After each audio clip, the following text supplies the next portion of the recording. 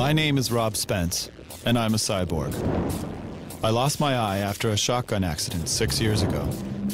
These engineers helped me build a prosthetic eye with a wireless video camera inside. Now, they call me Eyeborg. This is Adam Jensen, the main character from the video game Deus Ex: Human Revolution. He's also a cyborg, but from the year 2027. He's got a camera eye as well, and some other high-level augmentations.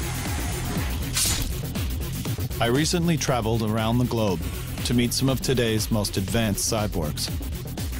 I wanted to find out how far off we are now from Adam Jensen's prosthetic technology. Naturally, the eye is the first thing I wanted to look at. Prosthetic eyes in the world of Deus Ex are digital, and they interface directly with the brain. My own bionic eye is simply a camera that transmits video to a receiver with no connection to the optic nerve. I went to Finland to meet Mika Terho, a blind man who actually had such a connection. I was involved in a research project in November 2008. I was in the surgery and there was a chip implanted underneath my retina. It was a test version that I had. I knew that it was only about 3 months' time that I will have the chip. The retinal chip is very small in size. It's 3 by 3 millimeters. It's placed right underneath the retina in order to replace the broken photoreceptors. And it's curving like, a little bit like this way. Yeah.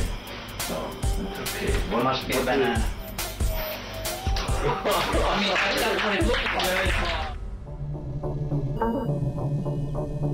like. Adam's eyes don't just restore vision. They also add situational data, known as augmented reality, also called Terminator vision. Augmented reality is the superimposition of data onto the world that you see. For instance, we have a firefighter mask. It's in prototype right now that allows the firefighter to get some essential data today.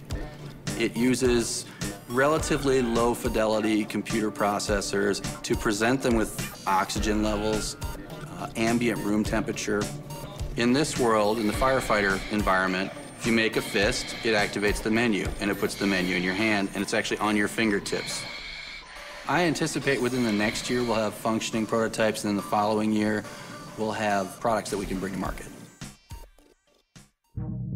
Adam's eye is a combination of a video prosthetic that replaces his eyeball, like my own, that is connected to his optic nerve, like Mika's retinal chip, and that incorporates augmented reality, like Tanagram Partners' Fire Mask. It would appear that we have the building blocks for Adam's prosthetic eye today. But what about prosthetic arms? Prosthetic arms in the world of Deus Ex are much stronger than human arms, and they have more options.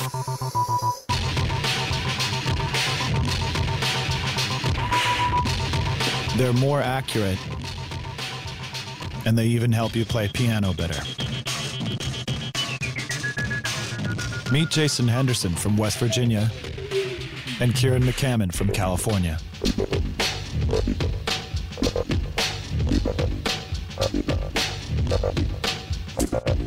Good afternoon. So these arms are what? I mean, how do these arms work? The remaining muscles that are in your arm have electrical signals that come from your nervous system, and Like these ones? yeah. So I have a myoelectric sensor, one here, and then another one on the other side. So when I contract one muscle, then the hand opens. When I contract the other muscle, then the hand closes. Can you flip the bird with your... I can, yeah. I don't have to put that I in don't there. care. Okay. And then I have a wrist rotation unit, which is independent of the hand, where if I contract both muscles at the same time, I can essentially rotate the hand one way or the other. I am now filming your bionic hand with my bionic eye. That's pretty cool.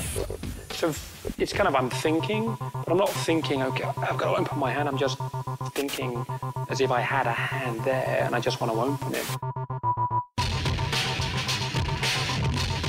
Where's biomechanical technology going in the future? You know, I think this has laid a good foundation with the product line such as the iLim, and I don't know if it'll be robotics that ultimately replace missing body parts, but genetically, I mean, I can see it becoming very quick, you know, next decade or so. Like growing clone genetic arms of your own body? Yeah, like I can see growing other adjacent arms and seeing if they can attach them? Yeah, I mean, if you plot out, you know, the most famous, I think, Moore's Law, and you just plot the speed, the processing speed of CPUs, you get an exponential curve. For every 18 months, biomechanical devices double in their capabilities, in how better they are in terms of being close to the human body. Weapons, that would be an interesting one.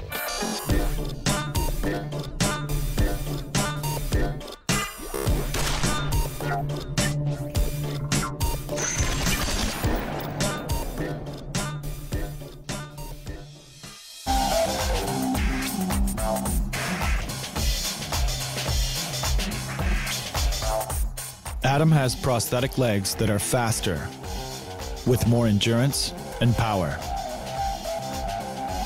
Where are we with prosthetic legs today?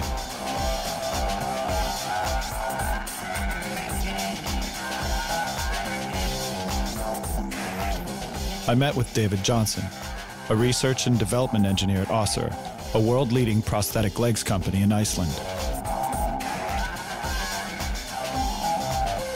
And this is Staff Sergeant Heath Calhoun from Tennessee in the United States, who is actually pretty quick.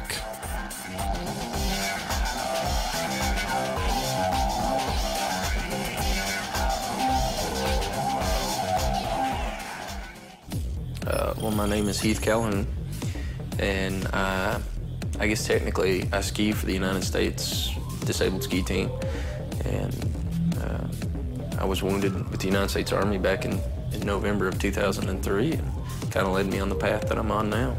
These are your prosthetic legs here that you walk around on all the time. You have a knee unit, the pylon, and then the foot. You got flex in the heel, you got, and it's split so that you get it to flex on both sides. Like a ninja slipper. Like, yes. The knee is a hydraulic knee unit that has a microprocessor inside it. The knee is updated, the microprocessor is updated 50 times a second by a sensor that's in this pylon that tells the knee whether or not to add or remove hydraulic resistance.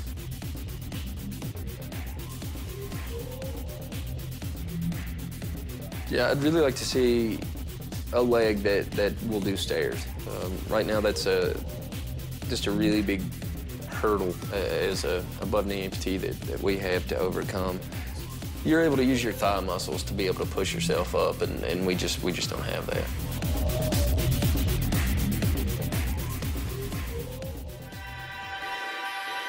At Össur Prosthetics in Iceland, they've developed technology that addresses this problem, the power knee.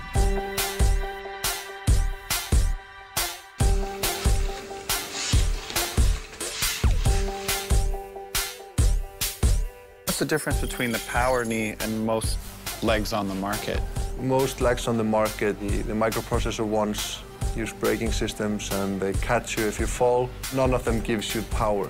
So for example, standing up from a chair, sitting position, going upstairs. The power knee assists me in getting closer to a normal walking style.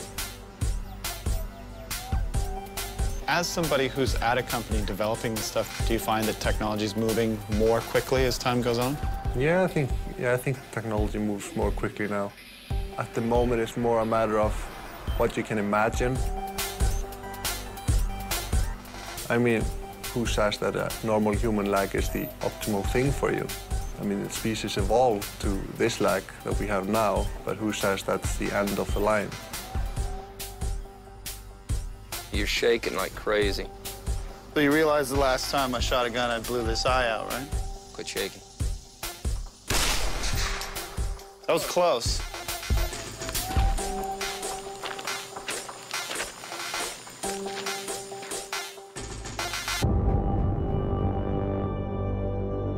Prosthetic arms and legs are beginning to approximate the functionality of our natural limbs. Current bionic technology uses external and kinetic sensors. We're only just beginning to experiment with neuroprosthetics like those of Adam Jensen. Is the technology that Adam Jensen have possible by the year 2027?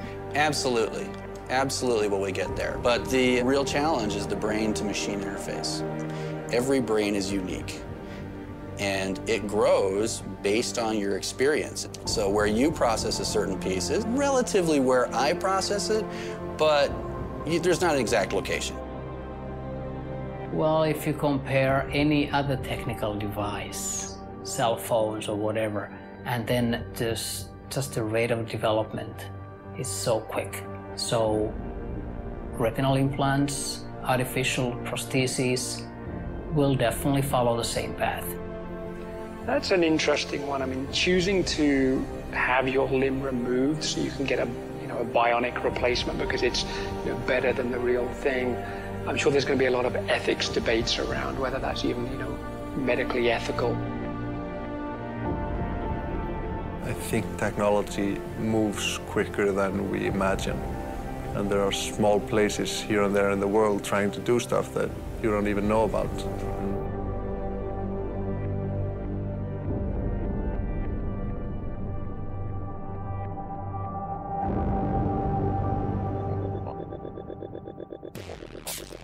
Technology's moving so rapidly, many theorists are saying we're on the verge of fundamentally changing as human beings. In the meantime, for those of us missing parts of our bodies, we'll keep exploring and upgrading. It's possible we are the pioneers of a new cybernetic age, not unlike the world of Deus Ex Human Revolution.